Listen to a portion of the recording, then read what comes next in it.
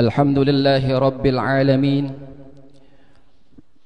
wa bihi nasta'in ala umuri dunya waddin. Ashhadu an la ilaha illallahul qawiyyul matin, wa ashhadu anna sayyidana Muhammadan abduhu wa rasuluhul amin. Allahumma salli wa sallim ala sayyidina Muhammadin wa ala alihi wa sahbihi ajma'in. Amma ba'du, fa ya ibadallah, usikum wa iyaya bitaqwallah wa ta'atihi la'allakum turhamun min yawmina hadha ila yawmiddin. Qala Allahu ta'ala wa huwa asdaqul qailin, ya ayyuhalladzina amanu taqullaha haqqa tuqatih wa la tamutunna illa wa antum muslimun. Sadaqallahul azim wa ballagha rasuluhun nabiyyul habibul karim, wa nahnu ala dhalika minasy syahidin wasyakirin walhamdulillahi rabbil alamin. Puji syukur kehadirat Allah Subhanahu wa ta'ala yang senantiasa memberikan berbagai macam nikmat, karunia, anugerah kepada kita yang tak henti-hentinya, yang kesemuanya itu patut dan wajib kita syukuri dengan cara kita selalu menjunjung tinggi perintahnya dan menjauhi segala larangannya.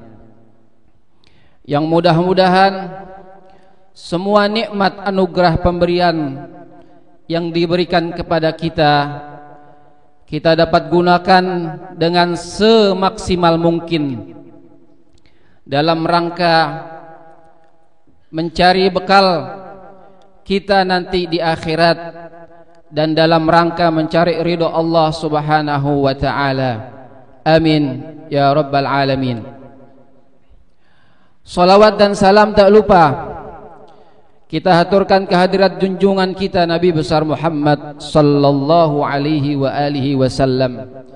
Mudah-mudahan salawat dan salam yang kita baca, yang kita sampaikan kehadirat beliau menjadi penyebab nanti di yaumil qiyamah kita memperoleh syafaatul uzma, pertolongan yang amat besar dari Nabi kita Muhammad sallallahu alaihi wasallam, yang pada saat itu tidak ada seorang pun, tidak ada satu pun makhluk yang diberikan kuasa oleh Allah Subhanahu wa ta'ala melainkan Nabi kita Muhammad sallallahu alaihi wasallam yang dapat menolong umatnya.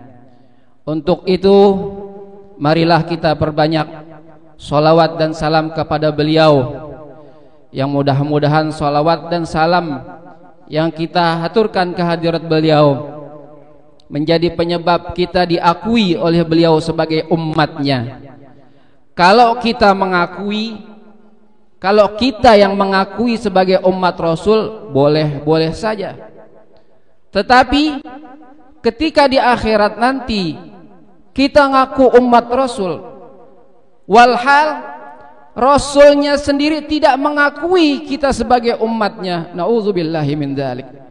Oleh karena itu, mari dari sekarang kita niatkan, kita azamkan diri kita untuk selalu taat kepada Allah, taat kepada Rasulullah, selalu menjunjung tinggi perintah-perintah dan larangan-larangan yang berasal dari Allah dan Rasulnya.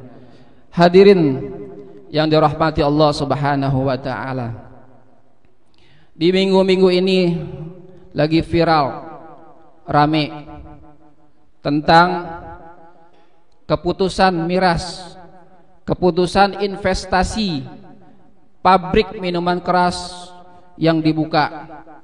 Tapi alhamdulillah, menurut informasi berita, katanya izinnya sudah tidak dibolehkan oleh pemimpin negara kita. Alhamdulillah. Tapi kali ini di khutbah yang singkat ini saya ingin memberikan sekedar informasi tentang mengapa yang namanya khamr, miras, minuman keras itu diharamkan di dalam agama. Allah Subhanahu wa ta'ala, kalau Allah Subhanahu wa ta'ala yang sudah menentukan, berarti dalilnya dalil qat'i. Arti dalil qat'i, dalil yang tidak bisa diganggu gugat. Kalau dibilang halal, halal. Kalau dibilang haram, haram. Itu dalil qat'i, nggak bisa dikutak-atik. Ya, karena ini dalil asli dari Allah Subhanahu wa ta'ala, sebagaimana termaktub di dalam Al-Qur'an. Ya ayyuhalladzina amanu, wahai orang yang beriman, innamal khamru, sesungguhnya segala jenis apapun yang dapat memabukkan, entah itu dari yang cair, yang padat, yang serbuk, apapun, segala macam yang dapat memabukkan. Wal maisir, segala bentuk perjudian. Wal ansob, binatang ternak yang dikurbankan untuk persembahan berhala. Wal azlam, mengundi nasib dulu dengan anak panah. Rijsun min amali syaitan, perbuatan setan. Fajtanibuhu, jauhin. Itu semuanya perbuatan setan. Allah perintahkan jauhkan. Jangan sampai punya anggapan, ada anggapan kalau begitu yang dilarang oleh Allah Subhanahu wa ta'ala cuman ngejauhin, tapi kalau diperbuat boleh. Pemikiran yang terbalik, justru disuruh jauhin, artinya mafhum mukhalafahnya adalah deketin aja nggak boleh, apalagi ngerjain. La'allakum tuflihun. Kalau kita udah menjauhi yang namanya khamr, judi, dan persembahan untuk berhala, dan juga mengundi nasib, kita akan tergolong mendapatkan orang yang beruntung di sisi Allah Subhanahu wa ta'ala. Hadirin yang rahmati Allah Subhanahu wa ta'ala, Rasulullah sallallahu alaihi wasallam pernah bersabda, "Thalathatun", ada 3 kelompok atau manusia, model manusia, la yadkhulul jannah, enggak bakalan masuk surga. Ada 3 orang enggak bakalan masuk surga. Yang pertama siapa? Mudminu khamrin, peminum khamr, demennya mabok-mabokan. Sehari kalau nggak mabok nggak enak. Nih, orang yang model begini nggak masuk surga. Yang kedua siapa? Yang kedua yang nggak bakalan masuk surga, qati'ur rahim, pemutus silaturahmi. Ame saudara ribut, ame tetangga nggak mau negor, melengos. Dulu Nabi gara-gara melengos doang turun ayat, gara-gara melengos doang. Itu juga yang dipelengosin, yang dicemburutin orang buta. Orang buta mana tahu? Dia melengos, dia cemburut, mana tahu? Orang buta. Waktu itu Nabi lagi ngadepin pembesar kafir, orang kafir pembesar. Nabi ngarepin nih kalau pemimpin yang kafir masuk Islam, mau ikut agama Nabi, ini bakalan enak nih.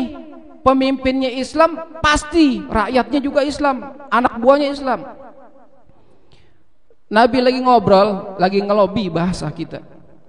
Ya, tiba-tiba datang sahabat Nabi yang namanya Ummi Maktum, Abdullah bin Ummi Maktum, orang buta. Datang manggil-manggil Nabi. Ini Abdullah bin Ummi Maktum orangnya dekil, kumel, bau. Kalau kita lihat sekarang kayak gembel gitu. Orang nggak mau deketin dia, kenapa? Bau, dekil, kumal, buta lagi. Datang manggil-manggil Nabi, ya Rasulullah, datang. Kata Nabi, ya dia datang kemari lagi, nggak jadi deh nih, gitu. Ya, Nabi melengos, Nabi cemberut, gitu. Gara-gara Nabi melengos, Nabi cemberut, turun tuh ayat abasa wa tawalla an ja'ahul a'ma. Nabi cemberut, Nabi melengos ketika ada orang buta yang datang. Turun ayat. Tuh, dulu zaman Nabi, apapun kejadian yang dirasakan oleh Nabi, yang dialami oleh Nabi, turun ayat. Ya. Jadi itu ada 3 orang yang gak masuk surga. Yang pertama, orang yang sering, yang senangnya minum khamr atau hal-hal yang memabukkan apapun jenisnya. Yang kedua, orang yang senang mutusin silaturahmi. Dan yang ketiga adalah wa musaddiqus saharati, orang yang ngebenerin apa yang dikata tukang sihir, apa yang dikata sekarang peramal-peramal nih. Oh bener kata ente. Orang yang begitu tuh, ya, ngebenerin, kayaknya pas, padahal setan yang ngasih tahu, yang ngasih unjuk. Iblis bermain di situ, ya, iblis semua bermain di situ. Nah, ketiga golongan macam orang inilah yang tidak akan masuk ke dalam surganya Allah Subhanahu wa taala. Hadirin rahimakumullah. Kaitannya dengan khamr, minuman atau segala hal yang dapat memabukkan, kata Nabi, ma askara kathiruhu faqaliluhu haram, atau kama qala Rasulullah sallallahu alaihi wasallam. Kata Nabi, yang banyaknya bikin mabok. Banyak kalau diminum banyak atau dikonsumsi banyak bikin mabok. Faqaliluhu haram. Sedikit juga biar kata enggak ngebabokin, haram tetap. Kullu khamrin haram. Semua jenis hal-hal, segala sesuatu yang dapat memabukkan, yang dapat menghilangkan akal sehat kita, haram di dalam agama. Quran udah jelas, dalilnya qat'i. Ditambah lagi keterangan dari Rasulullah sallallahu alaihi wasallam. Gitu. Mau kita yang pakai yang mana lagi? Ya, dalil yang mana lagi? Udah yang berdalil Allah langsung yang nentuin. Rasulullah yang menjelaskan dengan detail, gitu. Untuk itu dari hari ini, mulai saat ini, bagi mungkin ada tetangga, kalangan saudara atau keluarga kita yang masih senangnya minum khamr, ya, nauzubillahi min dzalik, kita doain itu. Jangan cuma dibilangin, jangan cuma dikasih tahu, dibilangin, dinasehatin, didoain juga. Doa nih yang penting, ya. Da'watul akhi li akhihi bi zuhril ghaibi mustajabah. Doa seseorang kepada saudaranya sesama muslim, dia nggak tahu kita doain nih. Tuh orang mabuk melulu saban hari. Pagi-pagi udah beler. Pagi-pagi udah seloyongan. Pagi buta udah seloyongan. Kita doain, dibilangin udah nggak kena. Susah dibilangin, mau andi ribut, dia berantem sama kita. Akhirnya sebel sama kita. Kita doain deh. Kalau ada hal-hal yang nggak baik yang dialami tetangga kita, keluarga kita terutama, ya doain. Doa yang paling kuat. La yarudul qada illa doa. Nggak ada yang bisa menolak ketentuan Allah kecuali doa. Doa udah bismillah, ya. Mudah-mudahan disampaikan oleh Allah Subhanahu wa taala. Satu lagi terakhir. Saya mau kasih tahu nanti peminum khamr, ya, peminum khamr kalau dia sedang minum otomatis imannya dia copot. Orang Islam, orang beriman ketika ia melakukan dosa, melakukan maksiat, ketika itu imannya copot. Iman gak mau ada di badan kita ketika kita lagi berdosa, ketika kita lagi maksiat kepada Allah Subhanahu wa taala. Lagi mabuk nggak sadar, mabuk kan lama juga sadarnya. Iman kita hilang. Pas ketika iman kita nggak ada di badan kita, kita meninggal dunia. Nauzubillahi min dzalik. Yakhrujuna minad dunya bighairi iman. keluar dari dunia ini meninggal nggak bawa iman. Banyak saudara kita, tetangga kita yang mati lagi mabuk nyungsep mati. Nauzubillahi min dzalik. Ya, nanti orang peminum khamar ini masuk neraka. Ya, nanti masuk neraka. Minumannya apaan? Minumannya diambil dari Nahrul Ghutah. Minumannya dari Nahrul Ghutah. Di neraka nanti ada tuh namanya sungai, namanya Sungai Ghutah. Ini sungai isinya darah dan nanah yang mendidih, panas. Neraka. Nabi pernah tanya ketika Nabi Isra Mi'raj, wahai Jibril, itu orang minumin air yang dari sungai isinya darah dan nanah, itu asalnya dari mana? Itu darah dan nanah hingga membentuk sungai itu asalnya dari kemaluan para pezina waktu hidup di dunia. Naudzubillah. Tuh, darah nanah yang keluar dari kemaluan para pezina nanti bakalan jadi minumannya pemabuk-pemabuk yang meninggal dunia. Naudzubillah, sebelum sempat taubat. Mudah-mudahan dengan khutbah yang singkat ini kita berdoa kepada Allah Subhanahu wa taala agar keluarga kita, saudara kita, anak famili kita, tetangga kita atau lingkungan kita atau Indonesia dilindungi dari hal-hal yang dilarang Allah Subhanahu wa taala, dijauhkan dari miras, narkoba atau khamr. Yang mudah-mudahan Allah memberikan kekuatan kepada kita untuk selalu menjalankan apa yang diperintahnya dan selalu menjauhi apa yang dilarangnya. Amin ya rabbal alamin. Barakallahu li wa lakum fil Qur'anil Karim wa nafa'ani wa iyyakum bima fihi minal ayati wadh-dhikril hakim. أقول قولي هذا وأستغفر الله العظيم لي ولكم ولسائر المسلمين والمسلمات والمؤمنين والمؤمنات فاستغفروه إنه هو الغفور الرحيم. اللهم صل وسلم على سيدنا محمد وعلى آل سيدنا محمد. Alhamdulillahi haqqa hamdih. Asyhadu an la ilaha illallah syahadata abdih. Asyhadu anna sayyidana Muhammadan abduhu wa rasuluhu la nabiyya min ba'dih. Allahumma salli wa sallim ala sayyidina Muhammadin wa ala alihi wa nasiri sunnatih. Amma ba'du. Fa ya ibadallah usikum wa iyaya bi taqwallah wa ta'atihi la'allakum turhamun min yaumina ila yaumi liqa'i rabbih.